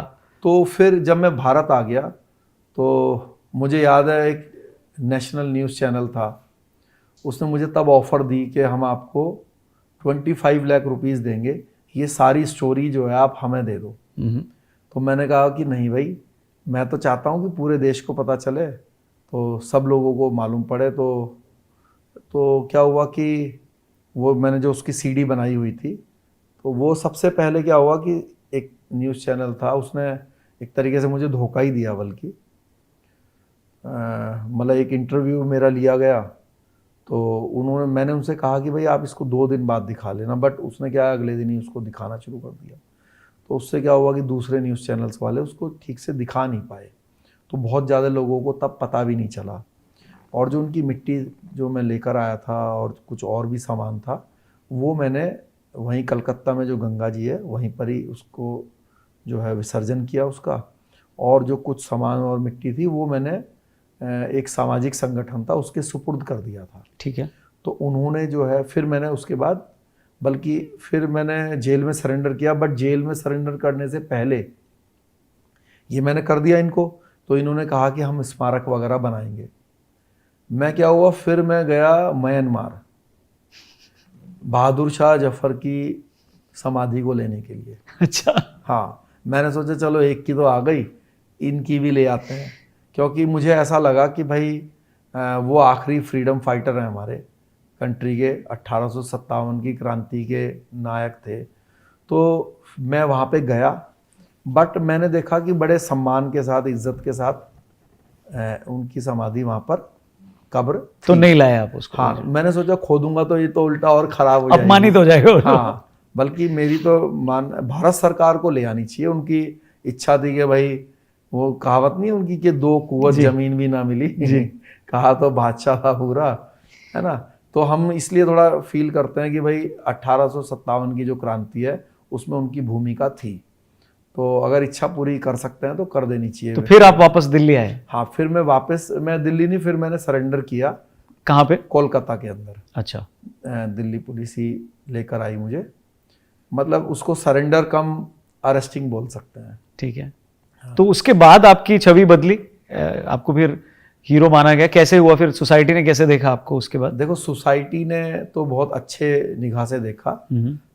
जिस समय फूलन देवी का केस लगा तब 50-50 था कि भाई कई लोग प्रशंसक थे, कई लोग जो है मतलब ये बोलते थे कि भाई गलत करा या गलत नहीं किया, क्योंकि केस तो लगा हुआ था ही। ठीक है। अब जब ये हो गया तो बहुत सारे लोगों को तो तब एकदम से पता नहीं चला जी कि भाई ये तिहाड़ से निकल के अफगानिस्तान गया। बट मुझे याद है कि जब मुझे पुलिस यहाँ दिल्ली लेकर आई, और सबसे पहला मैं आपको वाकया बता देता हूँ कि कैसे लोगों का जो नज़रिया है वो चेंज हुआ, क्योंकि पुलिस के नज़रिए बदलने से ही आप समझ सकते हैं कि लोगों का भी बदला होगा। सही बात है। क्या हुआ कि जब मुझे बिल्कुल दिल्ली एयरपोर्ट से लेकर गए स्पेशल सेल के ऑफिस में। तो वहाँ पे उस समय जो है जॉइंट सीपी थे करनैल सिंह जी। ठीक है। तो फिर वो बाद में ईडी के डायरेक्टर से रिटायर हुए अभी कुछ समय पहले ही। बहुत ही अच्छे व्यक्ति हैं। तो क्या हुआ कि मुझे पूरा जंजीर से बांध रखा था, हथकड़ी लगा रखी थी, बेड़ियां लगा रखी थी, और पूरा ऐसे समझ लो हिल नहीं सकता। तो जब मुझे उनके सामने लाए तो उन्होंने मुझे देखा, तो उन्होंने कहा कि शेर सिंह, तुम्हें मैंने अपना नंबर भेजा था, तो बात नहीं करी तुमने मुझसे, और देखो अब ले आए तुम्हें हम। तो मैंने कहा सर मैंने जान के नहीं बात करी। कह रहे नंबर मिला था? मैंने कहा हाँ मिला था। तो कह रहे बात क्यों नहीं करी? मैंने कहा सर आप बोलते कि भाई सरेंडर करो तो मैं तब नहीं करता, क्योंकि मैं तो अफ़गानिस्तान किसी काम से गया हुआ था। तो कह रहे हाँ फिर तो मैं नाराज़ तो होता। कह रहे लेकिन क्या सच में ही गए थे अफ़गानिस्तान? तो मैंने कहा सर मैं क्या बोलूँ, पासपोर्ट तो है मेरे। तो जो मतलब जो एक सब इंस्पेक्टर थे उन्होंने कहा हाँ सर पासपोर्ट जो है वो रिकवर है इनके पास। तो कहने लगे कि ला के दिखाओ ज़रा। तो वो तुरंत ही लेकर आया। उन्होंने पासपोर्ट देखा तो उन्होंने अराइवल, डिपार्चर, है ना, सब चीज़ देख ली। तो उन्होंने बड़े खुश हुए। उन्होंने कहा यार पहला बंदा मैंने देखा जो तिहाड़ जेल से निकला और 2.5 साल में कोई भी क्राइम नहीं करा और अपने देश के लिए विचार रखा इतने फरारी के बाद भी। कह रहे कि अगर तुम्हारे अलावा कोई और होता तो इतने मौके थे तुम्हारे पास, तो अंडरवर्ल्ड में लोग अपने पैसे के लालच में जो है क्राइम लाइन में चले जाते हैं। जी। तो क्योंकि तुमने कोई क्राइम नहीं करा 2.5 साल में, क्योंकि उनके पास तो रिकॉर्ड था कि भाई कोई गलत काम तो किया नहीं 2.5 साल में। तो उन्होंने कहा कि भाई ठीक है हम तुम्हारे ऊपर फिर कोई केस भी फर्जी ऐसा नहीं लगाएंगे। और उन्होंने कहा कि इसकी हथकड़ी बेड़ी खोलो और इसको चेयर पे बैठाना है और कोई भी बदतमीज़ी नहीं करेगा। तो फिर नेक्स्ट डे 1 या 2 दिन के बाद फिर पुलिस ने जो प्रेस कॉन्फ्रेंस करी उसमें यही बताया कि भाई शेर सिंह अफ़गानिस्तान गया और वहाँ से कुछ सामान वगैरह लेकर आया है जो कि हमारे देश से रिलेटेड थे। तो उन्होंने चेकआउट करके सारी चीज़ कि भाई गया था, कैसे गया, सब चीज़। तो क्या है कि भाई जब मैं जेल से भागा तो शायद मैं जेल के अधिकारियों का या पुलिस फोर्स का सबसे बड़ा दुश्मन रहा होगा, क्योंकि तिहाड़ जेल से एस्केपिंग का मतलब है, और वो भी इतने बड़े केस में मैं जेल में था, तो पूरे दिल्ली पुलिस या पूरे देश के पुलिस की इंसल्ट थी जी। बट जब वापस आया तो उनका नज़रिया बदला काम को देखकर कि इस व्यक्ति ने कोई क्राइम नहीं करा और देश के लिए अच्छा सोच के अच्छा काम किया। तो जब उनका विचार बदला तो क्योंकि वो भी आफ्टर ऑल ह्यूमन बीइंग्स हैं, देश के नागरिक हैं, तो फिर एक आम आदमी का तो मुझे लगता है कि काफ़ी बदला होगा, जिसको भी पता चला होगा या आज भी जिसको पता चलता है तो एटलीस्ट वो एक अच्छी निगाह से देखता है, अच्छी बात करता है। अभी मुझे जो है करीब 8 साल हो गए हैं जी। जेल से बाहर आए हुए। जी। जब मैं 2016 में जेल से रिलीज़ हुआ तो मैं अपने घर गया सबसे पहले रुड़की। तो सभी जो बड़े नेशनल चैनल्स के जो पत्रकार हैं, रिपोर्टर्स हैं, वो आ गए प्लस जो लोकल चैनल्स थे वो लोग भी आ गए। तो पहले वो मुझे हत्यारा और पता नहीं क्या क्या लिख देते थे, बोलते थे। तो मैंने उनसे ये पूछा कि भाई आप मुझे कुछ भी बोलते हो, मुझे कोई वो नहीं है, बट मैं आपसे एक क्वेश्चन करना चाहता हूँ। मैं सन 2001 में जेल गया और 2016 में मैं अभी बाहर आया हूँ, यानी कि करीब 15.5 साल बाद। ठीक है। तो मुझे आप ये बताइए, क्या आपके कलम ने कभी ये लिखा कि भाई शेर सिंह राणा ने किसी से पैसे मांगे, किसी से बदमाशी करी, कोई गलत काम किया? तो उन्होंने कहा नहीं। तो मैंने कहा कि फिर आप किसी आदमी को कितना चेक करोगे कि ये किस नेचर का पर्सन है, ये कैसा प्रवृत्ति का व्यक्ति है? मैंने कहा भाई 15-16 साल हो गए, अगर मैं क्रिमिनल मेंटेलिटी का व्यक्ति होता तो तिहाड़ जेल में था तो लोगों से बोलता ना पैसे दो, उगाही करता, जो कि सभी लोग करते हैं। अब मैं तिहाड़ से फरार रहा 2.5 साल तो मैंने कोई क्राइम तो नहीं करा ना जी। मैंने सिर्फ देश के लिए काम किया। तो फिर उसके बाद से उनकी मेंटलिटी चेंज हुई और अभी मैं 8 साल से जेल से बाहर हूँ। मैं अपना सामाजिक काम, पॉलिटिकल काम वो सब मैं कर रहा हूँ। तो मैं सोचता हूँ कि मैं देश के लिए और भी अच्छे काम करूँ। ठीक है, तो उसमें मैं प्रयास कर रहा हूँ अपना। एक आखिरी सवाल, अब आप पे फिल्म भी बनने जा रही है। पहले अजय देवगन जी बना रहे थे, फिर विद्युत जामवाल की खबर आई कि 2022 में शायद उन्होंने फिल्म की बात चल रही थी, और अब रणदीप हुड्डा से जुड़ी एक खबर आ रही है कि आप पे फिल्म बनने जा रही है। इसको कैसे देखते हैं आप? फिल्म बननी चाहिए आप पे? देखो, ये फिल्म बननी चाहिए कि नहीं बननी चाहिए ये तो डिसाइड करते हैं जो फिल्म मेकर्स है। अगर क्योंकि फिल्म मेकर्स, मैं चाहूँगा भी तो कोई बनाएगा नहीं, और मैं नहीं आप चाहते हैं आपकी कहानी लोगों तक पहुंचनी चाहिए, मैं ये पूछा था। हाँ बिल्कुल। देखिए क्या है कि मुझे कई लोगों ने ऐसा कहा है, और जो फिल्म मेकर्स हैं उन्होंने ही मुझे ये कहा कि आपकी कहानी लोगों के बीच में जानी चाहिए, क्योंकि इससे लोगों में देशभक्ति का जज्बा जो है वो बनता है। ठीक है, तो लोगों को एक अच्छा मैसेज जाएगा। तो मैंने कहा कि ठीक है भाई, अगर मान लीजिए जो अफ़गानिस्तान से रिलेटेड चीज़ हैं अगर वो लोग उसमें दिखाते हैं, जो कि वो वही उसी स्टोरी लाइन पर ही फिल्म बन रही है जी, तो ये तो देश के लिए, और जो दर्शक हैं, क्योंकि जब वो ऐसी फिल्म देखेंगे तो उनके अंदर भी एक जज्बा आएगा कि हाँ देशभक्ति के लिए हमें भी कुछ करना चाहिए। जब एक व्यक्ति तिहाड़ से निकल के, क्योंकि देखिए ये बात यहाँ बैठ के बोलना तो बहुत इजी है, बट मैं ये जानता हूँ कि वो जो मेरा टाइम पीरियड था, मैं एक्चुअली अगर एक शब्द में कहूँ कि ये कैसे संभव हुआ, तो उसका आंसर ये है कि मैं अपने आप को डेड बॉडी समझता था। मैं ऐसी ऐसी जगह गया हूँ अफ़गानिस्तान में जहाँ पे कोई कल्पना नहीं कर सकता जी। तो मैं ये सोचता था कि तू मरा हुआ इंसान है, मतलब तू जीवित ही नहीं है, तू वापस आ जाएगा जब इंडिया, तब मानना कि तू जिंदा है। और जब मैं वापस आ गया तो वही लोग मुझे मिले जो मजाक उड़ा रहे थे उस तिहाड़ जेल के हाई रिस्क में, मुझे गयूर खान, ताजा खान और वो सारे लोग मिले। तो मैंने कहा ले भाई, तू कह रहा था आलू खाने वाले नहीं जा सकते, आलू खाने वाले अफ़गानिस्तान का अपना मिशन पूरा करके वापस आ गए, अब बता तुम यहीं हो अभी। तो फिल्म बननी चाहिए, और मुझे लगता है कि लोगों के लिए एक अच्छा मैसेज ये फिल्म देगी। एक आखिरी सवाल, आप डिनाई करते हैं कि फूलन देवी की हत्या में आपका कोई रोल नहीं था, पर अगर मैं आपको दूसरे लेंस से ये सवाल पूछूं तो आप कैसे देखते हैं कि जिसने भी उनकी हत्या की क्या सही था? देखिए, किसी की भी जो हत्या है वो तो अच्छा नहीं माना जाएगा, क्योंकि लोकतंत्र है। लोकतंत्र में जो है वो जो फैसला करने का अधिकार है वो लॉ एंड ऑर्डर जो चलाते हैं उनका है जी। बट कभी कभी हम ऐसा देखते हैं कि लोगों के साथ बड़ा अन्याय हो जाता है, तो कभी कभी लोग इसीलिए हथियार उठाने के लिए मजबूर भी हो जाते हैं। अभी आपने देखा होगा कि कई लोगों के रेप्स ही हुए।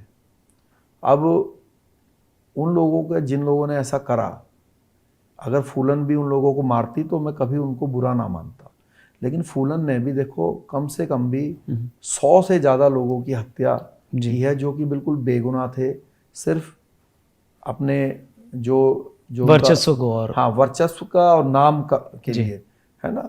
फिल्म में वो बोलता भी है, वही उनकी मेंटेलिटी भी रही होगी मुझे लगता है कि 2 को मारेगी तो कुछ नहीं होगा, लेकिन 20 को मारेगी तो पूरा दुनिया जानेगी। तो बेवजह किसी की हत्या करना तो ये अच्छी मुझे वो नहीं लगती। और जिसने भी देखो मारा है तो अब उसकी क्या सोच रही होगी तो वो मुझे मालूम नहीं है, बट सोच के ऊपर ही डिपेंड करता है, क्योंकि लोग कैसे देखते हैं हत्या को पाप मानते हैं, मानते हैं ना। किसी भी आप व्यक्ति से पूछोगे, लेकिन आप प्रैक्टिकली सोचो, अभी इंडियन बॉर्डर पे हमारा इंडिया का सिपाही खड़ा है जी, पाकिस्तान बॉर्डर पे पाकिस्तान का सिपाही खड़ा है। ये जो लाइन है ये हमने खुद बनाई कि भाई ये है लाइन, ये मेरा देश है, ये तेरा देश है, और वो एक दूसरे को मार रहे हैं, हत्या ही तो कर रहे हैं।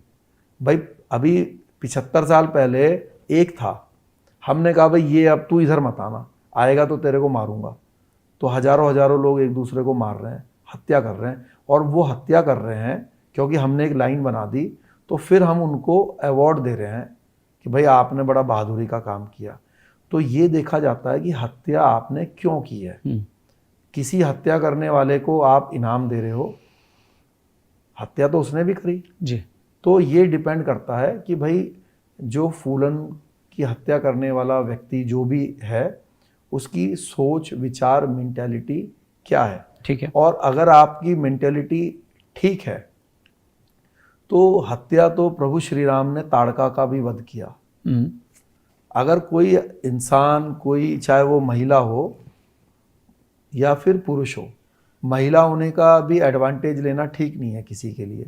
ताड़का का वध प्रभु श्री राम ने करा तो हम उसको ये तो नहीं कह सकते भाई गलत किया, क्योंकि ताड़का ने लोगों को परेशान किया, लोगों की हत्या करी। तो वो जिस विचार के व्यक्ति होगा जी, तो भगवान या जो धार्मिक वो है वो उस निगाह से देखेगी। जी ठीक है। बहुत बहुत धन्यवाद शेर सिंह राणा जी, आप हमारे साथ बहुत द रौनक पॉडकास्ट पे आए। नहीं, आपका बहुत धन्यवाद रौनक भाई, और बहुत अच्छा लगा मुझे आपसे मिलके, आपसे बातें करके, और बहुत सारी इसमें आपने मेरे मुंह से ऐसी बातें भी निकलवाई जो कि अभी शायद बतानी ज़रूरी नहीं थी, बट फिर भी आपके प्यार में निकल गई। आपके दर्शकों को अब नई जानकारियाँ भी उससे मिलेंगी जी। और मैं आपके दर्शकों से ये निवेदन भी करूँगा कि आप कमेंट्स में लिखें, अगर कोई क्वेश्चन हो तो उसका जवाब भी जो है आगे भविष्य में अगर हम दोबारा पॉडकास्ट में बैठेंगे तो फिर हम दोबारा जब फिल्म आ जाएगी उसके बाद बैठेंगे, बिल्कुल, तो फिर हम उन क्वेश्चंस के आंसर भी देंगे ज़रूर। और जैसा आपने अपनी शुरुआत की थी कि भाई कोई अच्छी निगाह से देखता है, कोई खराब निगाह से देखता है, तो जो खराब निगाह से देखता है वो भी मेरे भाई हैं, मेरी बहन है। तो मैंने तो कोशिश की जीवन में कि उनकी निगाह अच्छी करूं जी, और आगे भी ऐसे काम करने की मेरी इच्छा है कि उनकी निगाह अच्छी हो। बिल्कुल। तो आप अपना आशीर्वाद दीजिए मुझे। नहीं, बिल्कुल। तो जितने लोग इस पॉडकास्ट को देख चुके हैं प्लीज़ कमेंट ज़रूर करिएगा। एक कमी जो इस पॉडकास्ट में रही वो ये थी कि टाइम कम था, तो आगे कोशिश करेंगे कि जब आप पर फिल्म आ जाएगी, और नहीं भी आई तो कई सारे सवाल थे जिसमें मैंने शॉर्टकट अपनाया और सीधा मैं आपको, क्योंकि उसमें भी कई सारे चैलेंजेस जो थे जो मैं जानना चाह रहा था उसमें। उम्मीद करते हैं आगे फिर शेर सिंह राणा जी से हम लोग पॉडकास्ट में बात करेंगे और उन सारे पहलुओं को भी जानने की कोशिश करेंगे। और एक बार बहुत बहुत धन्यवाद हमारे साथ आने के लिए और बातचीत करने के लिए। बहुत बहुत धन्यवाद। प्लीज़ इस पॉडकास्ट को और भी लोगों से ज़रूर शेयर करिएगा और चैनल को भी सब्सक्राइब करके जाइएगा। Thank you for watching. जय हिंद।